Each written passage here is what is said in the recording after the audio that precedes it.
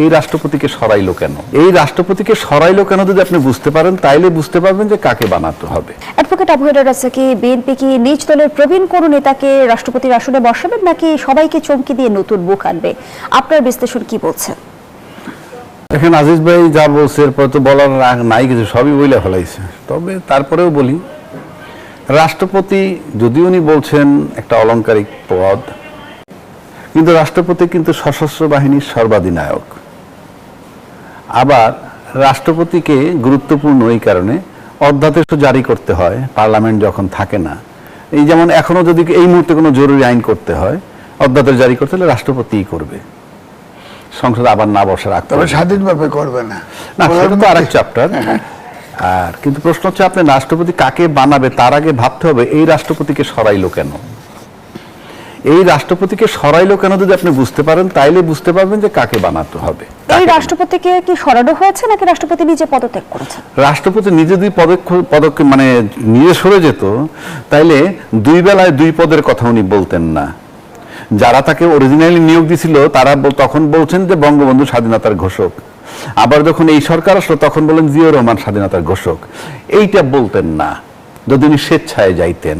আমার বঙ্গবন্ধে থাকতে হবে, তাতে যাকে যা বললে খুশি হয়, যা বলা দরকার তাই বলবো, কি আসে যায়, এতে আর যাই হোক গ্রহণযোগ্যতা থাকে না। এখন প্রশ্ন হচ্ছে যে আপনি সকালে এক কথা বিকালে এক কথা বললে সাময়িকভাবে আপনাকে অ্যালাউ করতে পারি আমি, কিন্তু আপনার বিশ্বাসযোগ্যতা বা ক্রেডিবিলিটি বলতে যা বোঝায় সেটা থাকে না। এখন বলতে পারেন যে বিএনপি তাকে এই 5 মাস রাখছিল কেন? বিএনপি তাকে রাখছিল অনেকগুলো কারণে। এক নম্বর, আওয়ামী লীগ 16 বছর রাজত্ব করছে।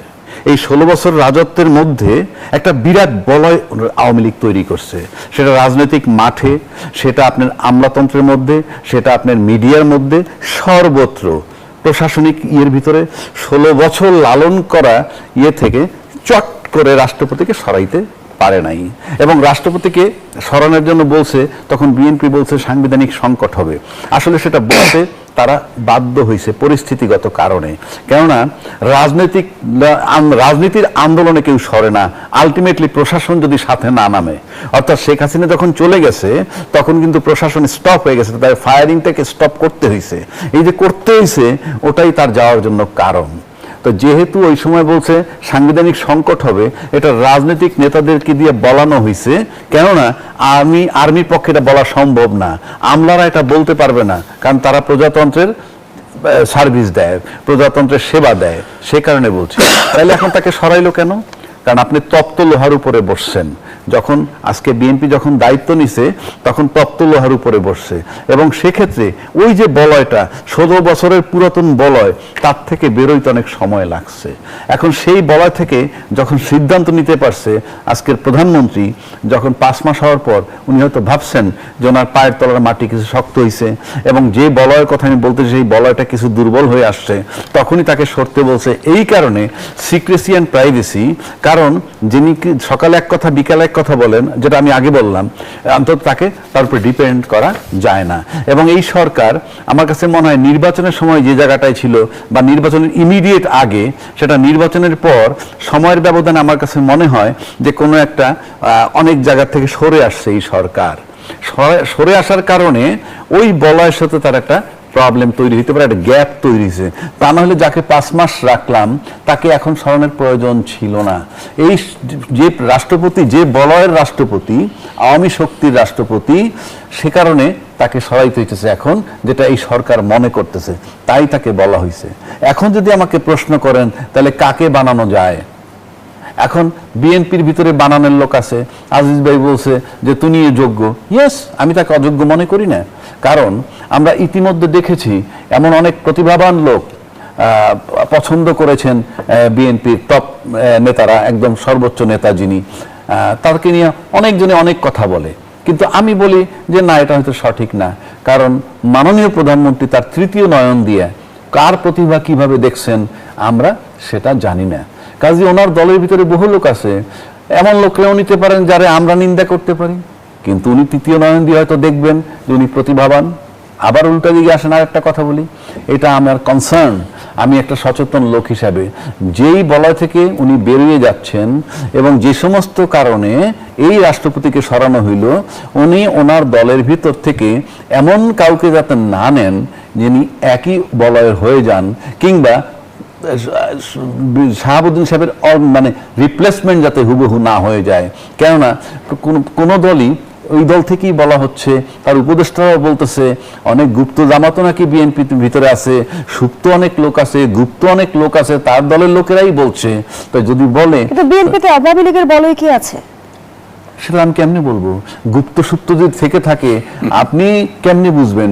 সে কারণে আমার অনুরোধ থাকবে যাতে বিচক্ষণতার সাথে উনি মাননীয় প্রধানমন্ত্রী এমন একজনকে চুজ করবেন সে যাতে যাকে সরাইলেন তার কপি না হয়ে যায় গুণগতভাবে।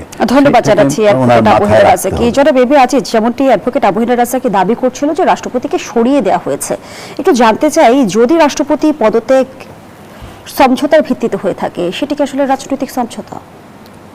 সমস্যা নেই, সরকার আছে, অনেক দিন তাকে রাখছে, তখন রাখছে।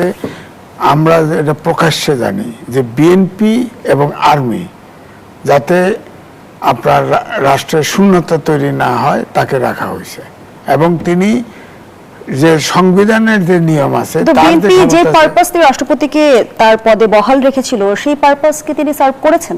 করেছে তো, সংসদে যা বলছে না, জিয়াউর রহমান স্বাধীনতার ঘোষক, 106 অনুচ্ছেদ উনি বলুক, 106 অনুচ্ছেদ অনুযায়ী রেফারেন্স নিয়েছে না, কোথায়? কিন্তু রাষ্ট্রপতি নিজে থেকে বক্তব্য দেওয়ার সুযোগ ছিল, বুঝি নেই। আপনি সংসদের কথা বলছেন, সেখানে সংসদে তো ওটা সরকারের ক্যাবিনেট যেটা লিখে দিয়েছে ওটা উনি বলছে, এটাই তো বলবে, এটাই তো তার ক্ষমতা। প্রধানমন্ত্রীর পরামর্শ ছাড়া তো কিছু তার করার এখতিয়ার নাই। যে আমি যেটা বলছি যে প্রধান বিচারপতি বক্তব্যের মধ্য দিয়ে কি পারপাস সার্ভ হলো? তাকে অফিসিয়াল কাজটা করা, ধরেন ওই সময় ধরেন প্রধানমন্ত্রী ছিল, শেখ হাসিনা পালিয়ে গেছে, স্পিকার সেনানিবাসে আশ্রয় আছে, হ্যাঁ, রাষ্ট্রপতি যদি চলে যেত সরকারের কি থাকতো? তো এর আগে তো তিনি দাবি করেছেন যে তিনি পদত্যাগ পত্র পাননি। কে? রাষ্ট্রপতি। সে তো আমরা তো জানি তো, মানব জমিনের সম্পাদকের কাছে বলছে পান নাই, বলছে এটা সত্য। কারণ পদত্যাগপত্র আমরা যতটুকু শুনেছি প্রধানমন্ত্রী ছিলেন শেখ হাসিনা, তিনি রেজিগনেশন লেটার লিখছিলেন, কিন্তু সে সময় পায় নাই, কারণ বঙ্গভবনে আসলে তো খতম হয়ে যায়। সুতরাং শেখ হাসিনা যেখানে জনগণ দিয়ে ক্ষমতাচ্যুত হয়েছে সেখানে পদত্যাগ পত্র কি আসলে মুখ্য? দরকার ছিল, এখন তো হ্যাঁ দরকার ছিল। তাহলে স্মুথলি প্রধানমন্ত্রী যদি চলে যেত, এখন ধরেন এই যে 6 তারিখে সংসদ বাতিল করে দিচ্ছে, কোন এখতিয়ারে বাতিল করছে? আমি যদি প্রশ্ন করি, আমার তো প্রশ্ন আছে, এই প্রশ্ন থাকতো না। প্রধানমন্ত্রী যদি রেজিগনেশন দিত সাথে সাথে সরকার